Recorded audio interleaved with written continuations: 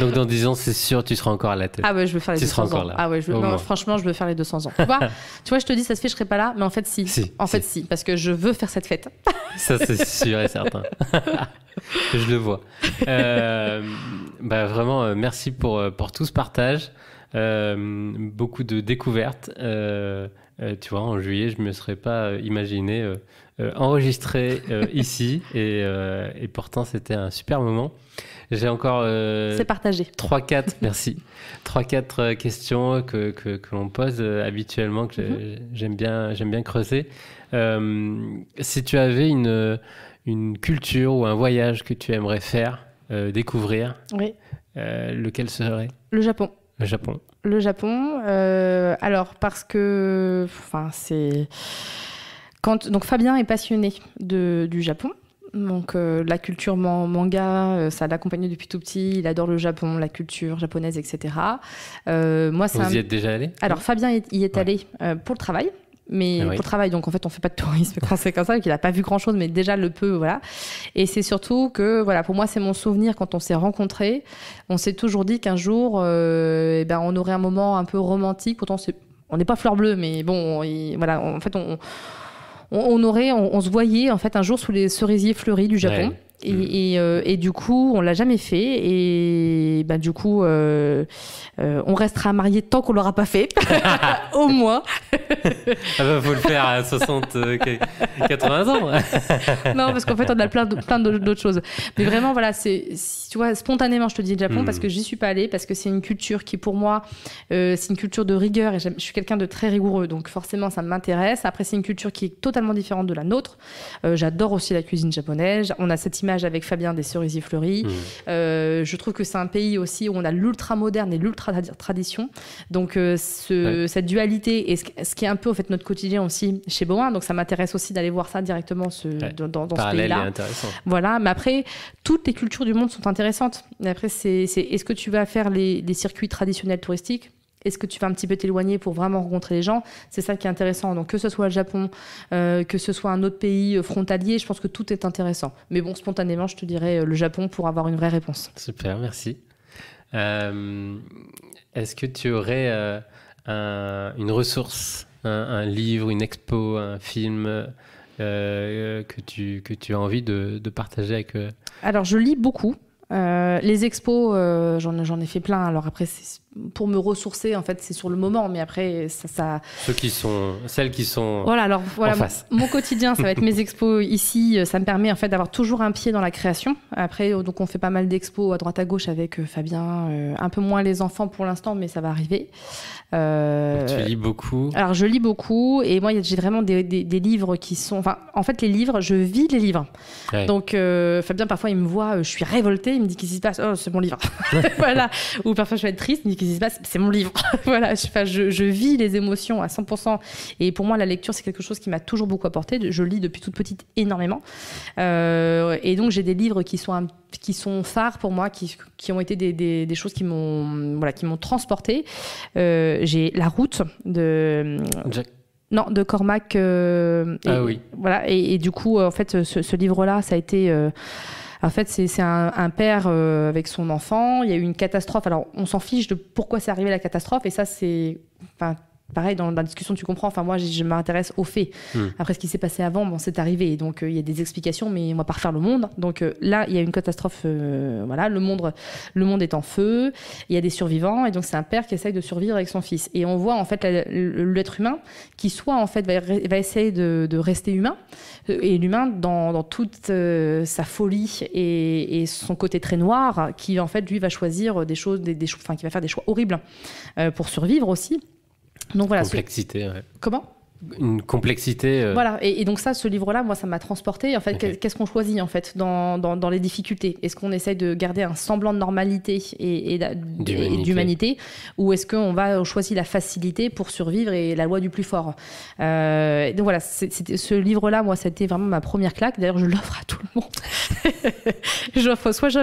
J'offrais des fleurs, mais maintenant j'offre des livres. Ouais. Donc il y a celui-ci, il y a Les Mains du Miracle aussi de Joseph Kessel, où c'est tombé, c'est Himmler qui avait des difficultés gastriques et un espèce de super ostéopathe kiné qui troque presque des soins contre des vies, et c'est une histoire vraie. Donc ça, c'est aussi pareil, j'ai découvert, enfin c'est un genre de choses. Là, je suis en train de lire un livre qui s'appelle La Grève. C'est une auteure américaine. C'est un livre, c'est plus grand. Annie. Voilà. Ouais. Et en fait, c'est plus gros que la Bible. Pages, ouais. Voilà. Et donc tu connais. Ah bah, oui. T'es un des rares qui le connaissent, parce que moi, pareil, je l'offre et les gens ne le connaissent pas. Je l'ai pas encore lu, mais je l'ai. Faut s'accrocher. J'ai attaqué. Ouais. Ah, mais en fait, tu vois, quand je parle de ce livre, je dis c'est une lecture intelligente. Ouais. Voilà, l'auteur est brillante, je trouve, et surtout on voit en fait, c'est un livre qui traite de l'industrie aux États-Unis et comment en fait des idées extrêmement sociales et où on nivelle par le bas ont amené en fait la désindustrialisation d'un pays et une faillite en fait économique retentissante et du coup voilà, je trouve ça assez intéressant parce qu'aujourd'hui, alors moi je parle ni de religion ni de politique parce que ce sont des choses qui généralement amènent beaucoup de difficultés dans les relations humaines, donc j'ai mes propres opinions, mais pour autant dans l'industrie voilà, il n'y a pas de vérité vraie, il n'y a pas un schéma qui est meilleur qu'un autre, et du coup ce livre apporte une réflexion. Alors je pense que les chefs d'entreprise, ça leur parle énormément, mais ça parle à tout le monde. Par contre, il faut s'accrocher parce qu'en effet, c'est le deuxième livre, je crois, le plus vendu après la Bible, mais il y a plus de pages que la Bible. Voilà. Et donc ça, c'est un super livre. Donc toi, ça, on va dire, c'est mon top 3. Ok, ouais, il faut que je m'accroche. Alors, je l'avais pris, j'avais attaqué juste après, sûrement tu l'as lu, le but. Eh ben non, je l'ai pas lu, c'est dans ma liste. Lui est très très intéressant, il se lit plus facilement que La Grève. Ouais.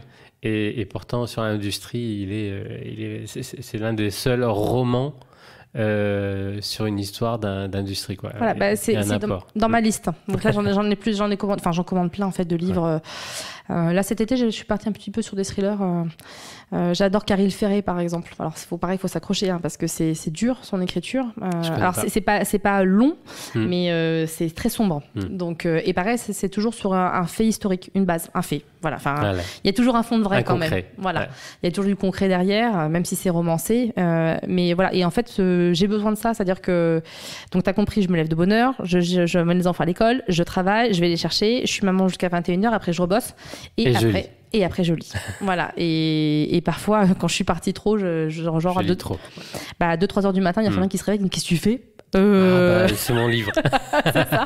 Non, mais j'étais dedans, je voulais savoir, et puis... Mais j'en ai besoin, voilà, je viens de me remettre au sport.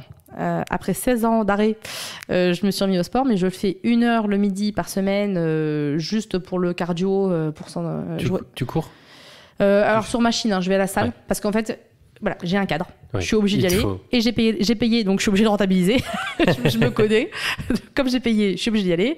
J'ai emmené une personne de l'entreprise qui m'accompagne. Je lui dis, si t'as pas de problème de faire du sport avec ta chef, et bon, on y va. Donc, on va bien rigoler. Voilà, du coup, on rigole vachement. Et donc, du coup, on y va ensemble, plus une autre copine qui nous a rejoint. Et voilà, donc là, ça me fait du bien de faire ça, mais je le fais le midi pour être là pour mes enfants le soir. Ouais.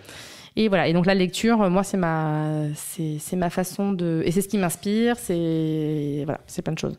Ça, et pour répondre aussi à ta question, ce qui m'inspire aussi, je t'avais dit, je suis bavarde, le podcast vas-y. Qui va durer 3 heures. Mais on a déjà 2-3 épisodes qui durent 3 heures, donc nous, on ne freine pas. En fait, une chose, je suis membre de l'APM, qui est donc l'association Progrès de Management. Donc j'en suis membre, je suis dans le club de l'Orne, et vraiment j'ai cette chance d'y aller parce que je rencontre des experts dans plein de domaines différents. Alors après, t'es d'accord, t'es pas d'accord, c'est autre chose. Mais au moins, t'as un éclairage sur des choses de l'entreprise. Alors il y a aussi des conflits mondiaux qui sont traités. Il y a plein de sujets différents. Et moi, ça m'inspire énormément. Parce que ça te fait prendre de la hauteur. Parfois, ça te montre aussi que tes problèmes, c'est rien par rapport à ce qui se passe dans le monde. En ce moment, l'actualité en est un exemple tragique. Mais voilà, ça te permet en fait de relativiser beaucoup de choses. Ça te donne un éclairage. Moi, ça me fait grandir. Donc, c'est le 3e jeudi de chaque mois. Des rencontres aussi. Des rencontres aussi, voilà. Et c'est le 3e jeudi chaque mois. Et donc, le 3e vendredi de chaque mois, tout le monde ici me dit, allez, vas-y, dis-nous. Parce que j'arrive à dire, oh, j'ai pensé à un truc, on va faire ça. Donc, du coup, c'est aussi un petit jeu en interne. Tu vois, c'est un rituel presque. Bah oui, voilà. Mais du coup, ils savent que le 3e vendredi de chaque mois, j'arrive avec plein de nouvelles idées. Une énergie. C'est ça, voilà, une nouvelle énergie. Et ça me fait beaucoup de bien. Donc ça, c'est aussi une source d'inspiration pour moi et j'y tiens beaucoup. Laura a interviewé Isabelle Després, qui a lancé aussi son podcast 3 raisons d'espérer, qui fait partie de l'APM. Donc, très beau réseau, très beau club. Laura, elle fait partie du CJD. D'accord. Donc, c'est aussi très, très similaire. Et c'est pour les mêmes raisons qu'on va chercher et qu'on s'entoure. Exactement, voilà. Une bonne source d'inspiration aussi, même si c'est professionnel. Mais voilà, c'est pour ça que je voulais te parler du pro et du perso, parce que c'est 2 sources d'inspiration importantes pour moi. Si tu avais un bouton No Limit devant toi, qu'est-ce qu'il actionnerait ? Clairement, l'amour.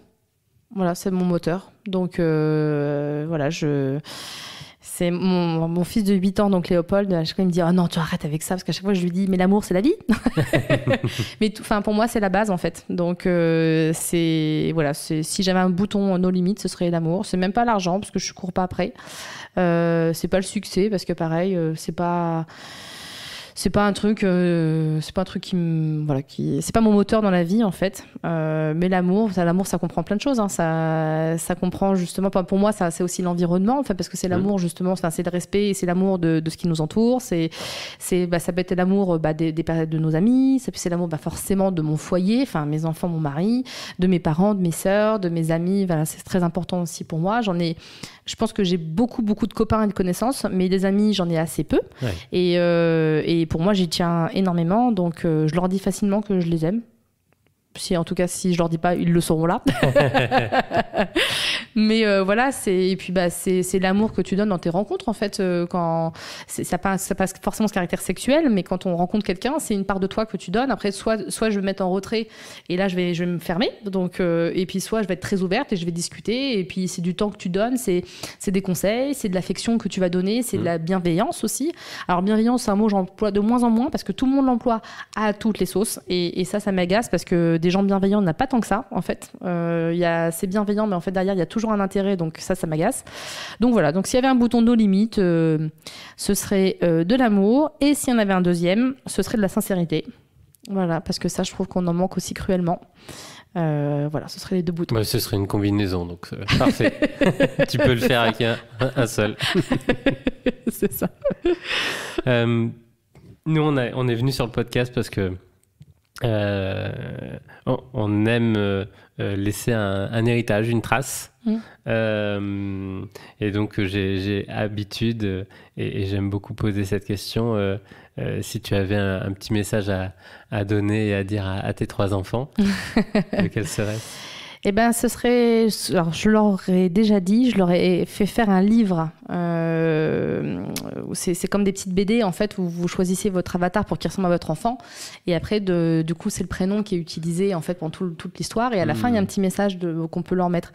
Et je leur ai marqué, je leur dis, voilà, regardez d'abord ce que vous avez avant de chercher ce que vous n'avez pas. Parce que je pense que le bonheur, en fait, on peut se le créer nous-mêmes. Et il est à portée de main, il est partout. Mais c'est simplement là où on met ses priorités. Et parfois, on se prend la tête alors qu'en fait, tout est facile, mais il faut juste ouvrir les yeux et ouvrir son cœur. Un grand merci, Audrey.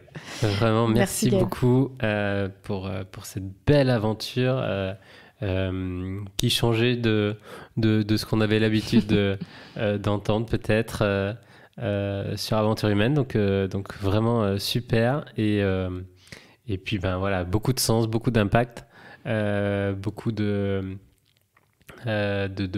sens, donc c'est super. Bah écoute, c'est toi qui peux mieux le dire que moi, parce que moi je le vis, donc j'étais dans le guidon, donc je vois plus forcément tout ça. Donc en tout cas, c'est un échange vraiment intéressant et pour moi aussi, et tu as réussi à me mettre à l'aise pour que je puisse vraiment parler très sincèrement. Donc merci, parce que pour moi aussi, ça m'a fait du bien.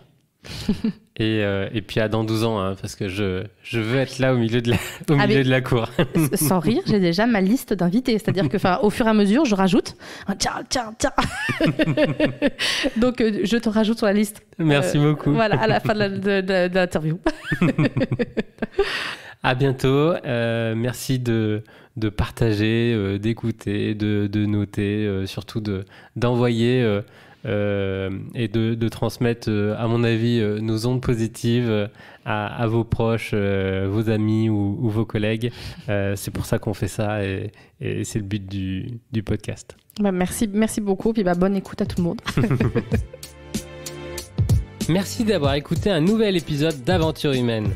Partage-le, note-le 5 étoiles et commente-le sur Apple Podcast. Ça nous permet de vraiment progresser dans les classements. Et comme disent nos amis québécois, chaque témoignage serait grandement apprécié. On te retrouve donc vendredi prochain pour découvrir le portrait et le parcours d'un nouvel aventurier de la vie. D'ici là, prends soin de toi.